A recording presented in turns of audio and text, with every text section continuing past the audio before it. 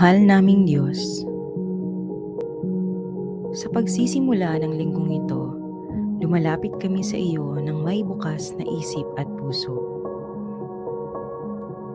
Bigyan mo po kami ng lakas, katatagan at pagtuon upang harapin ang mga hamon at pagkakataon na darating. Bigyan mo po kami ng talino at kaalaman upang mabigyang halaga ang mga bagay na dapat unahin at pagtuunan ng pansin. Tulungan mo po kami magamit ang aming oras sa mga makabuluhang gawain. Nawa ay patuloy kaming lumakad sa iyong grasya, pagmamahal at katotohanan. Dalangin namin na ang mga salita at aksyon namin ay magdulot ng galak at pag-asa sa mga nakapaligid sa amin. Maparangalan ka nawa namin sa lahat ng aming gagawin sa araw na ito. Ang lahat ng ito ay idinadalangin namin sa pangalan ni Jesus. Amen. Itaas ang kanang kamay at sabay-sabay nating bigkasin ang panunumpa ng katapatan sa watawat ng Pilipinas. Ako ay Pilipino, buong katapatang nanunumpa sa watawat ng Pilipinas at sa bansang kanyang sinasagisag na may dangal, katarungan at kalayaan na pinakikilos ng sambayan ng makadiyos, makatao, makakalikasan at makabansa. Panunumpa ng kawani ng gobyerno. Ako'y kawani ng gobyerno. Tungkulin ko ang maglingkod ng tapat at mahusay. Dahil dito, ako'y papasok ng maaga at magtatrabaho ng lampas sa takdang oras kung kinakailangan. Magsisilbi ako ng magalang at mabilis sa lahat ng nangangailangan. Pangangalagaan ko ang mga gamit at kasangkapan at iba pang pag-aari ng pamahalaan. Magiging pantay at makatarungan ang pakikitungo ko sa mga lumalapit sa aming tanggapan. Magsasalita ako laban sa katiwalian at pagsasamantala. Hindi ko gagamitin ang aking panunungkulan sa sarili kong kapakanan.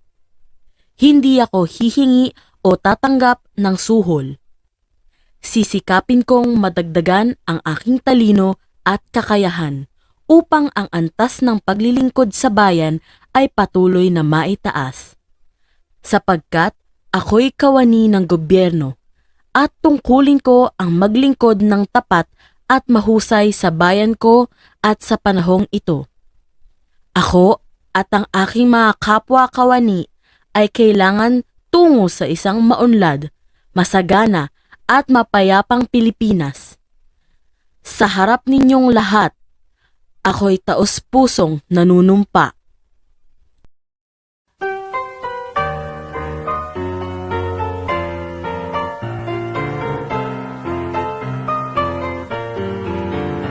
Ang serbisyo sibil ng bayan ko, lingkod na tunay ngayon kailanman. Laging tumutulong, laging nagpapayo, at sa kawani ay siyang patnubay. Ang serbisyo sibil ay tanghalin, ito ay ating dakilain. Maging tapat rin sa ating tungkulin, pag-igulang lagi bayang giliw. Ang serbisyo sibil ay lingkod na tangi, tayo natin ito'y ating ipagpunyi. Mabuhay ang serbisyo sibil ng bayan ko, lingkod na tunay ngayon kailanman. Laging tumutulong, laging nagpapayo, at sa kawani ay siyang patnubay. Ang serbisyo sibil ay tanghalin, ito ay ating dakilain. Maging tapat rin sa ating tungkulin, maglingkurang lagi bayang giliw.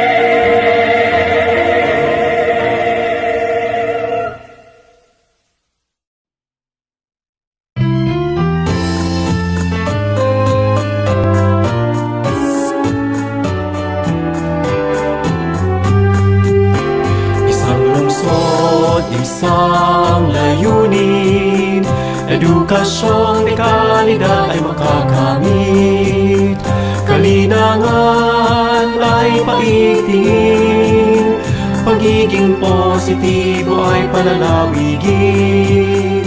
Isang diwa, isa sa gawa, para sa ikabubuti ng kapwa. Naniniwala na pagmamahal sa bayan ay solusyon sa kinabukasan. Edukasyon sa Panabo, panalo, Panaboan, sigurado. Sangay ng lungsod ng Panabo, aming liyag, minamahal ng may kapal. Bayan ay labis na mamahalin, pantay-pantay na pagtingin, ibabahagi ang katotohanan. Bawat bata ay may karapatan, sama-sama sa pag-abot ng tagumpay, di susuko sa mga pagsubok sa buhay. Babaunin ang karunungang natutunan, maging mabuting halimbawa sa karamihan. Edukasyon sa Panabo, panalo, Panaboan, sigurado. Sangay ng lungsod ng Panabo, aming liyag, minamahal ng may kapal. Ang aming hangarin ay itatatak sa aming puso't damdamin, maglilingkod ng buong katapatan. Aming liyag, minamahal.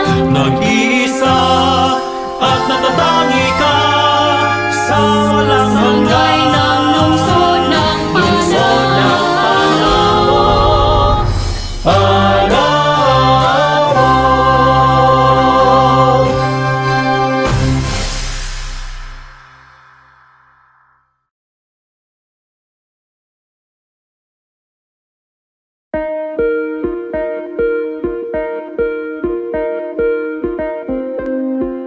DepEd Quality Policy Statement.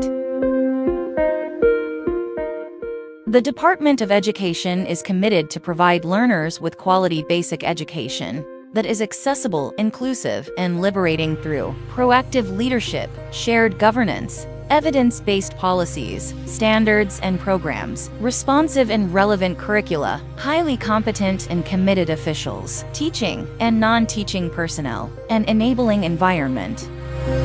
The department upholds the highest standards of conduct and performance to fulfill stakeholders' needs and expectations by adhering to constitutional mandates, statutory and regulatory requirements, and sustains client satisfaction through continuous improvement of the quality management system.